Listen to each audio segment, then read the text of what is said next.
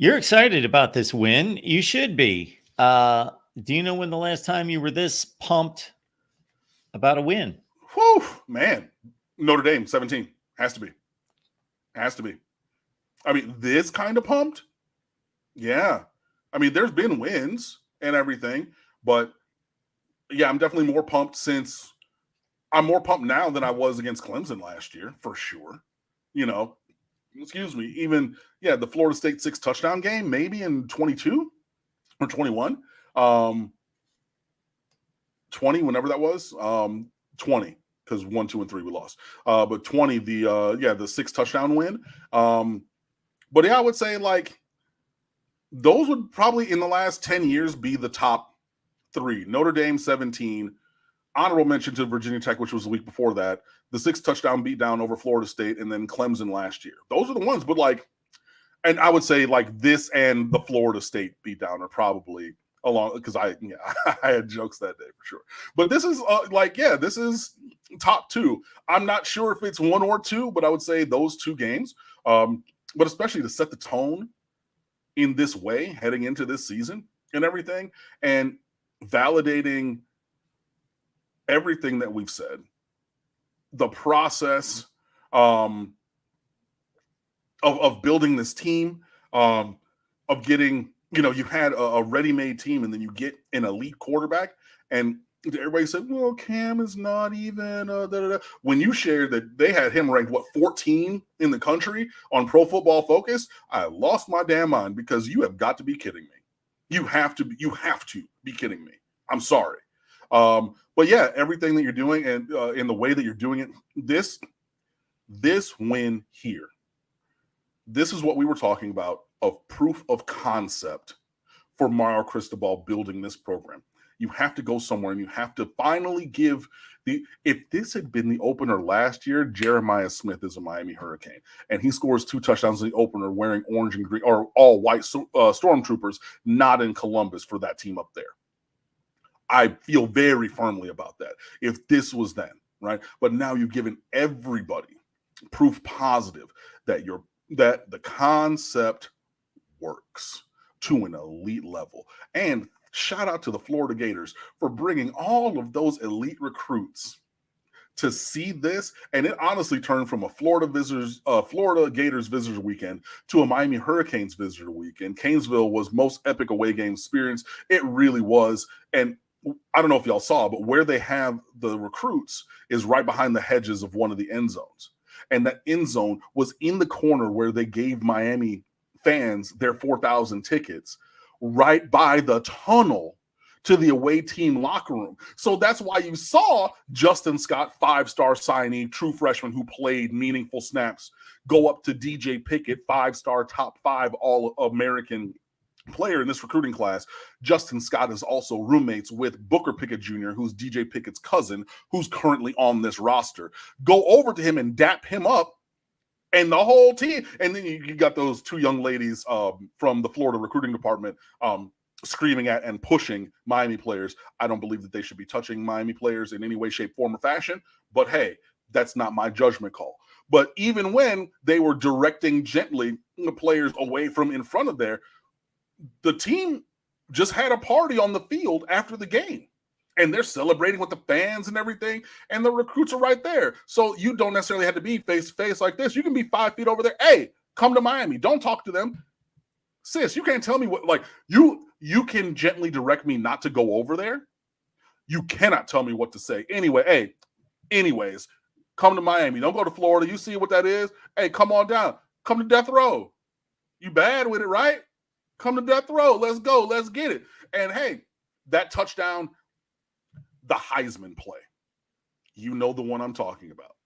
The reverse pivot to the left, side shuffle, set the foot, flip the hips, and drive it to the back of the end zone. That throw, that one, if he gets to any kind of notoriety, Cam continues to have this kind of notoriety throughout the season,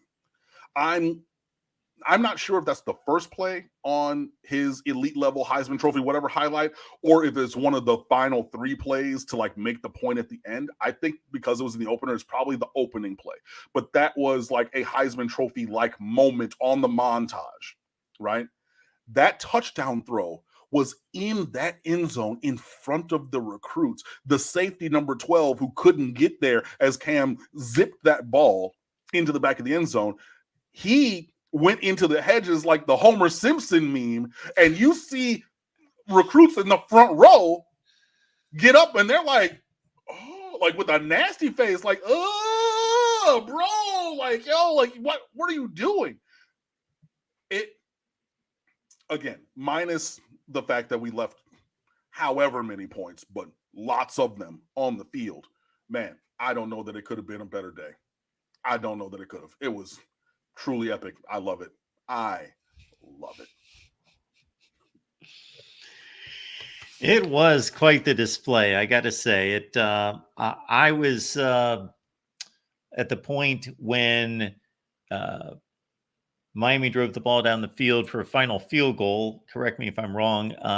To get to a 17-10 lead at halftime, and I'm sitting there thinking before, and I thought that was a important response for Miami, because before that, I'm thinking, Florida's won 2 plays in this entire half. They ripped off the 71-yard touchdown run, and like you, and you broke it down much better than I would, because I only saw the live play, and then I saw one replay because I wanted to watch to see how did the defense get sucked in, where Montrell Johnson, who is a really good back, but he's no speed demon, was able to outrun the entire Miami defense. How did everybody get sucked in?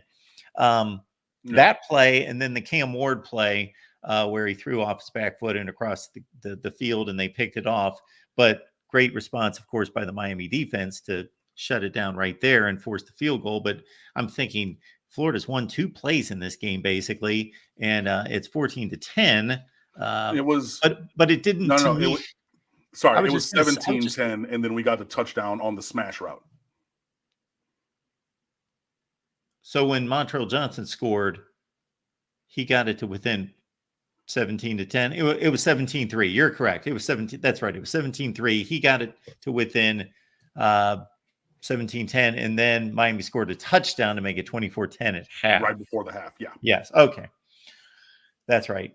But when Montrell Johnson scores the touchdown and the place is going crazy for, all of about 15 seconds before Miami got the next drive rolling, I never had that feeling, because we've all seen it. One team's dominating a half, but they don't take advantage. They don't separate when they should. And they're like talented teams, but they've been the better team.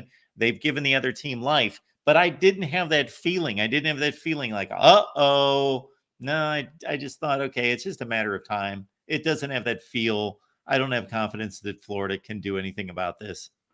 Yeah, same. And, even all the coaches and players who have had media availability this week said the same thing. On Monday, on Labor Day, during his press availability, defensive coordinator Lance Guidry said, yep, we were not aligned correctly. We did not deploy the defense correctly. And basically, like I said earlier, he said we gifted them that touchdown. We gave them those points. So he's like, I wasn't shook. Like, they didn't sit there and drive through us. They did manipulate things, and fine, they got that freebie, but the freebie we gave them. So whatever, let's settle in. Let's do what we were doing already, and we're going to be all right. So yeah, I didn't really even think much of it, and then we went down and got that touchdown, and that throw to Restrepo was a piss missile also. And that number 12 safety got abused on that one too. And he took a step and a half wrong. And that's all Cam needed.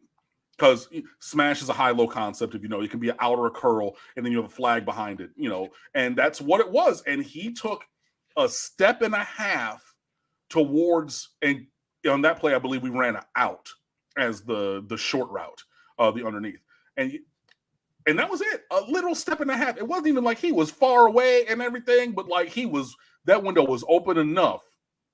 Bang, touchdown, change the scoreboard, cue up the band, and you score there. And Miami, in the pregame notes, the athletic department noted, that the Hurricanes were one of the best teams in the country last year in the middle 8 minutes. That's the last 4 minutes of the second quarter, first 4 minutes of the third quarter, in terms of offensive production and defensive stands.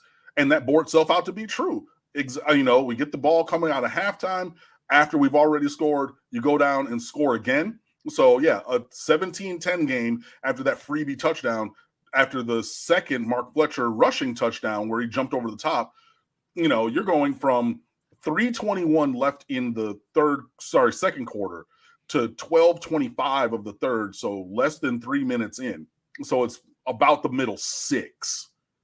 But you went from 17-10 to 31-10. Like that. Back-to-back scores are huge. So, winning that and continuing to have that, and again, that shows growth. Shout out to the coaching staff. 2 penalties on the day, none of them on offense. You have no procedural things. You have no false starts. You have no holding, no substitution. Now, some of the errors, like they're talking about on the 71-yard touchdown, was a substitution, like internal substitution mistake, not like a penalty error. But like, dude, 2 for 26 yards or whatever it is on the road at Florida. On the road, at home, anything like that, and 0 offensive penalties, no procedural, no anything like that, things that we had seen previously. I love it. And